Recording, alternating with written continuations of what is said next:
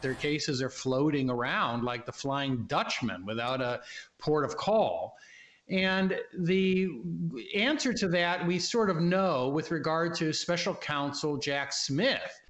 He became a lame duck prosecutor at about 2:30 a.m. last Wednesday. And that is George Washington University law professor Jonathan Turley with me on Mornings with Maria on Fox Business this week on what will become of the criminal cases brought forth by Biden's DOJ and Democrat state prosecutors against President-elect Donald Trump. Special prosecutor Jack Smith now indicating he will most likely drop both the January 6th and the classified documents cases against Trump. And then on Friday, Congressman Jim Jordan and Barry Loudermilk sent a letter to Smith demanding that he preserve all existing and future records related to his investigations and prosecutions of Trump. Joining me now in this Sunday Morning Futures exclusive is Florida Congressman Corey Mills and House Oversight Member Congresswoman Anna Paulina Luna, both honored veterans on this Sunday ahead of Veterans Day. First, I want to thank you both for your incredible service to our great nation. Thank you for being here. Thank you. Thank you. Anna Paulina, let me kick things off with you. Get your reaction to these cases suddenly becoming unimportant.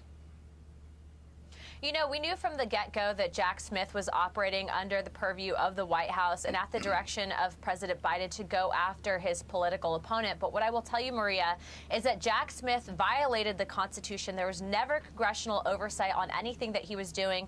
And I'm really happy that Jim Jordan and House Judiciary is telling him to preserve evidence, because even after President Trump is elected, we need to ensure that this never happens to any other candidate for president ever again. And so we have to follow through, see who exactly ordered that, and if it means that we need to bring criminal prosecution, I think that we need to. Corey Mills, your reaction? Well, absolutely. But I also look at the fact that this shows the Department of Injustice, and this shows the actual corruption and cooperation that was going on in the White House. Look at what was happening in Georgia with Fani Willis, where we've now found out that Nathan Wade had multiple calls with the White House. Let's look at Judge Merchan and his daughter, who was actually a fundraiser and was actually trying to support Kamala Harris and Joe Biden when it came to raising funds on the back of President Trump being in the New York court system. So I think that what we're seeing right now is that the Department of Injustice and the lawfare that was going on is now coming to a screeching halt with President-elect Donald Trump come back into office. So how will people regain trust in the Department of Justice, Congresswoman Luna? Well, you know, it all starts with who President Trump decides to appoint to oversee that. But I do have a good feeling that he's going to choose someone that will go through the DOJ and really weed out a lot of the weaponization. As you're seeing, Maria, it's not just the DOJ. It's also with FEMA. We know that this was a very politicized branch, and that simply can't stand, especially in a constitutional republic. So we look forward to hearing more about the appointments coming up here pretty soon. But remember, it is now a bright day in America, and so I think that we're all very excited that President Trump won. So is that how you restore trust in our institutions, Congressman Corey? Criminal prosecution, is that what's going to do it? Well, I think that we can acknowledge that there's a crisis in leadership, and who they appoint and actually who starts at the top is very key. But I also think we need to be rescoping and reforming all these individual departments, bureaus, and agencies. I don't think they need to be the size that they are right now. I think we need to be reducing limited government of federal and putting it back into the individual states. And I think that that starts with, you know, President Trump coming back into the White House, Elon Musk looking at cutting the, you know, frivolous government spending, but also getting a control to return power back to the people. Well, some of this will need the leadership in the Senate to actually have President Trump execute his plans. Congresswoman Luna, your thoughts on this Senate fight right now to get to the top?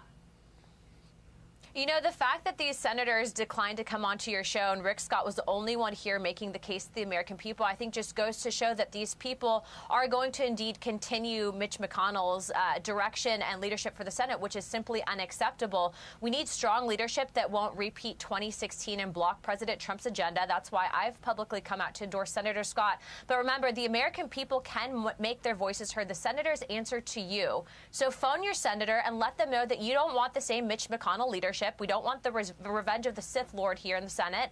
And I think that Rick Scott has a chance at winning this thing. What do you think, Corey Mills?